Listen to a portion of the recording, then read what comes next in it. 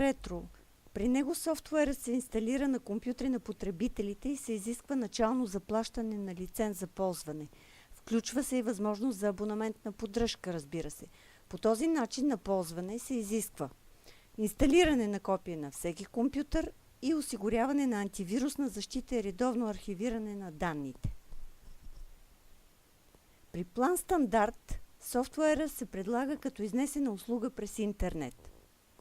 Предимствата в този случай са свързани с отпадане на лицензите за закупуване и с използване на готова IT инфраструктура, а именно: първо, намалена цена за поддръжка.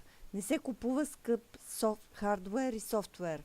Няма начални лицензи, инсталации, актуализиране на версии и разходи за персонал. Поддържа се само един компютър, сървър, достъпен през интернет, а това дори не е ваш ангажимент. Второ, намаляване на сложното администриране между компютрите в мрежата. Не е необходимо установяване на сложна мрежова среда и система за обмен и споделяне на данни. Интегрира се с всяка мрежа от компютри по различни филиали или работни места. Трето, директна полза за мениджърите.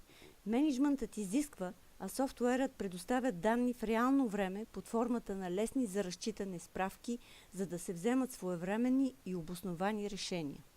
Четвърто, по-голяма производителност и сътрудничество. Няма значение дали екипът е в една стая, офис, разпръснат по филиали или в чужбина. Има достъп до данните през интернет по всяко време, независимо от часа на денонощието и деня от седмицата. Пето, по-бърза реакция при нужда от помощ.